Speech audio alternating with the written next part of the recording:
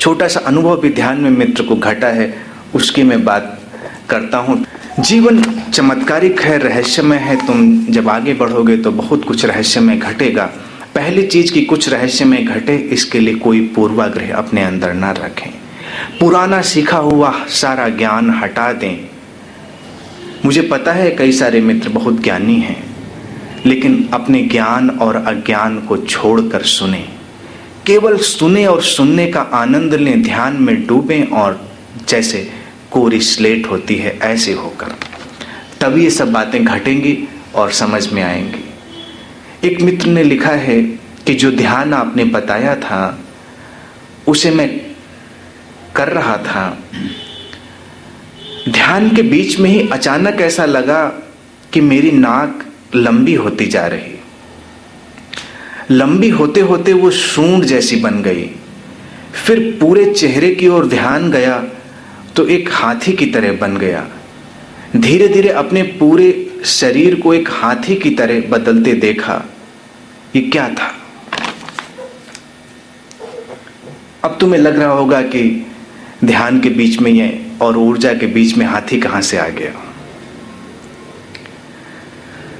हमारे मन में बहुत सारे आर्क टाइप्स हैं। आर्क टाइप से परिचित हैं आप लोग? मनोविज्ञान में कार्ल गुस्ताव जुंग ने बड़े गहरे प्रयोग किए, गहरे अनुभव किए और कई आध्यात्मिक सत्यों को वो खोज पाया। हालांकि वो बहुत गहरा आध्यात्मिक व्यक्ति नहीं था, लेकिन फिर भी उसने बहुत सारे आध्यात्मिक सत्यों के करीब करीब पहुंचकर उन्हें देखने का प्रयास किया। उसने एक शब्द दिया था आर्क टाइप। आर्क टाइप वो होते हैं जो तुम्हारे मन में पीढ़ियों से, सदियों से चले आ रहे विचार होते हैं और वो तुम्हारे जन्म दर जन्म यात्रा करते रहते हैं, तुम्हारे जीन में आ जाते हैं। तो हर सभ्यता, हर संस्कृति, हर देश अपने कुछ प्रतीक गढ़ लेता है। तो हर विशेष सभ्यता संस्कृति में रहने वाला व्यक्ति उन प्रतीकों का कभी न कभी अनुभव करता है। जैसे हिंदू परंपरा में पला व्यक्ति अलग ढंग से अनुभव करता है और ईसाई, इस्लाम या किसी अन्य धार्मिक परंपरा में पला व्यक्ति अन्य तरह से अनुभव करता है। ये हिंदू मन है। ये हिंदू मन है जिसको ध्यान में नाक सूंड की तरह से दिखाई देती है और ये प्रतीक हिंदुओं ने गढ़ा। गणेश का प्रतीक। गणेश एक बड़ा ही रहस्यमय और बड़ा ही सरल प्रतीक है। ऊर्जा की यात्रा में ये प्राथमिक प्रतीक हिंदुओं ने गढ़ा। तुम्हें कथा ज्ञात होगी। हिंदू कहते हैं कि पार्वती स्नान कर रही हैं और उन्होंने अपने शरीर के ऊपर जम गई मिट्टी से, शरीर पर जम गए मैल से एक बच्चे को बनाया और उसे पहरे पे बिठा दिया कि किसी को अंदर नहीं आने देना। और फिर अचानक शिव अंदर जाने की कोशिश करते हैं, गणेश उन्हें रोकते हैं, शिव उनकी गर्दन काट देते हैं।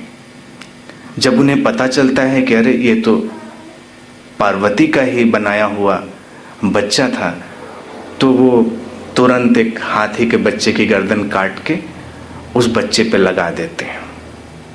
ये कथा है। हर मंदिर में तुम गणेश को देखते हो, उनकी आराधना भी करते हो।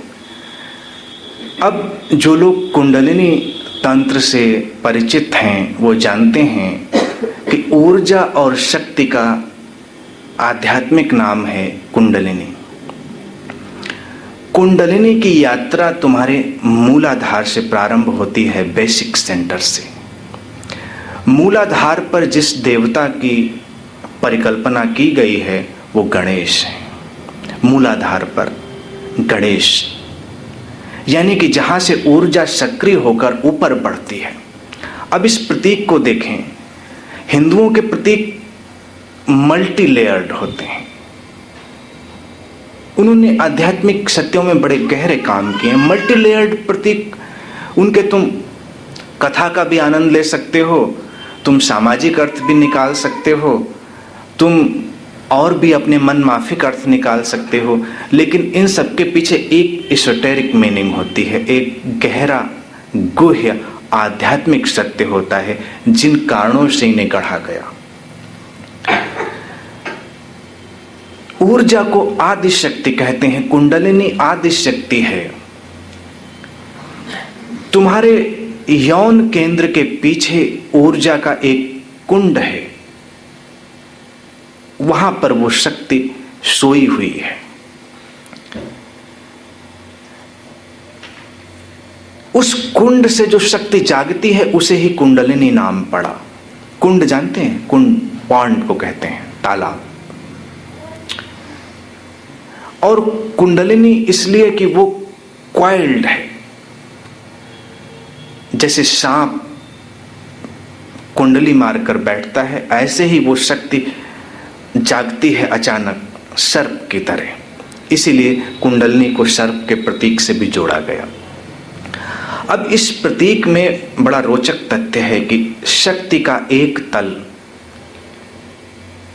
कुंड जहां पर शक्ति सोई है, अर्थात जहां पर पार्वती स्नान कर रही हैं और अपने ही शरीर के ऊपर जम गई मिट्टी से उस बच्चे की रचना करती हैं। शक्ति अपने ऊपर विचारों की परत हटाती है, तब वो मुक्त होती है। शक्ति सोई है।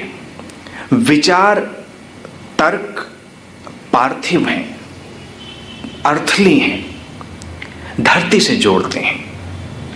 इसीलिए उस पहले केंद्र को मूलाधार कहते हैं। आधार है, वो मौलिक है। जड़ें वहां से नीचे जाती हैं और जीवन ऊर्जा का वृक्ष ऊपर आसमान की ओर बढ़ता है। तर्कों का एक आकार है। तर्क जाने पहचाने हैं। तो जब अपने ऊपर इकट्ठे हो गए सारे विचारों को समेटकर शक्ति उन्हें अपने सामने रखती है तो थोड़ा सा सक्रिय होती है, थोड़ा सा स्नान उसके भीतर घटता है।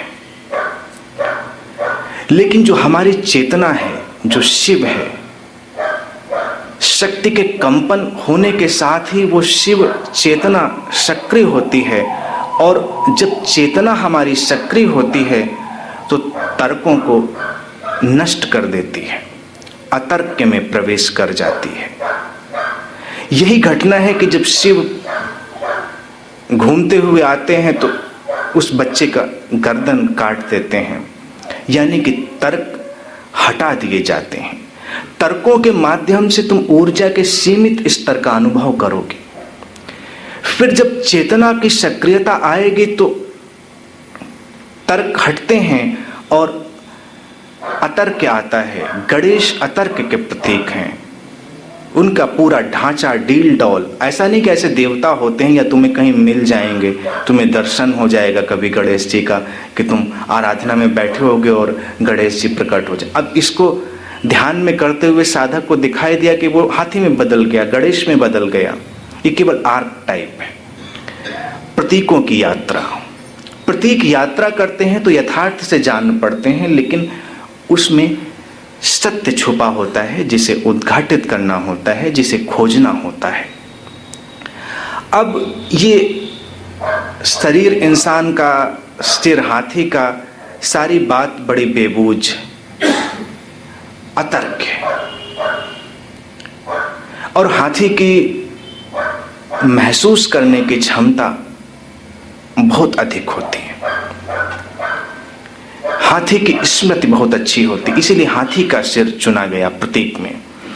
तो तर्क से अतर्क में जब तुम छलांग लेते हो तो तुम्हारी महसूस करने की क्षमताएं बहुत बढ़ जाती हैं। तर्क तुम्हें महसूस नहीं करने देता। जैसे तुम बहुत तर्कों से घिरे हो, बड़ी धारणाओं से घिरे हो, तो तुम यहाँ आओ और बैठो तो तुम्हें बस उतना ही दिखाई देगा जितना तर्क तुम्हें देखने देंगे। तुम्हारी महसूस करने की क्षमता सीमित होगी, लिमिटेड होगी।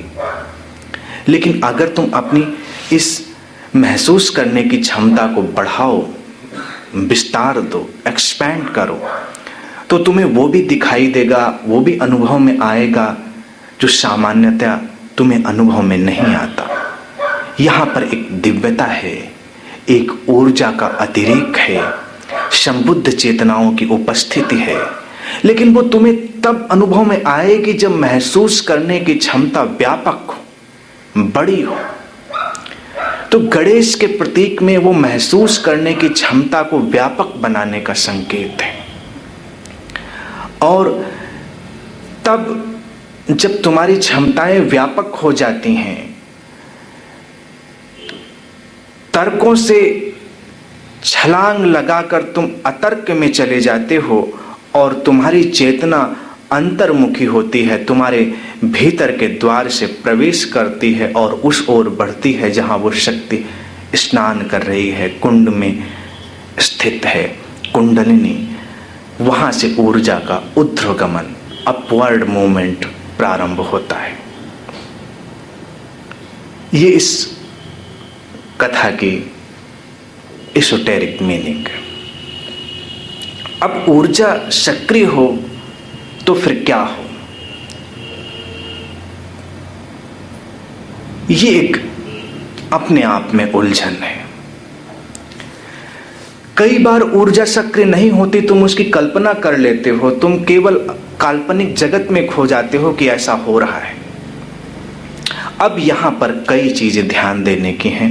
जब जैसे अभी मैंने अनुभव पढ़ा मित्र का, ये अनुभव बताता है कि अचानक शक्ति अंतर्मुखी हो गई, चेतना अंतर्मुखी हो गई और सक्रिय होने के लिए तैयार हो गई।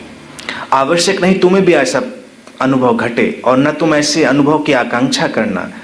बेसिकली तुम किसी भी अनुभव की आकांक्षा ही मत करना। जो घटे सो घटे, जो ना घटे उसकी परवाह नहीं। यहां पर तुम्हें कई बातें ध्यान में रखने की हैं। पहली बात, अपने सारे तर्क और धारणाएं एक किनारे रख देनी है, तभी तुम जीवन को वास्तविकता में अनुभव कर पाओगे। अन्यथा तुम्हारे जो धारणाओं के पर्दे हैं वो उस रोशनी को देखने नहीं देंगे।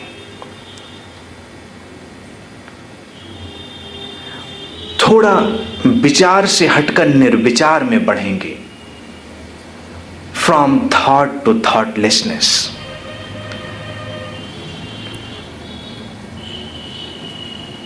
विचारों का कोई आग्रह नहीं रखेंगे। जैसे तुम मुझे सुन रहे हो तो सुनने का आनंद लो, विचारों की फिक्र छोड़ो कि अच्छे विचार हैं, नए विचार हैं या कैसे विचार हैं। उन्हें बस यात्रा करने दो और उनका दर्शन करो, उन्हें बस देखो।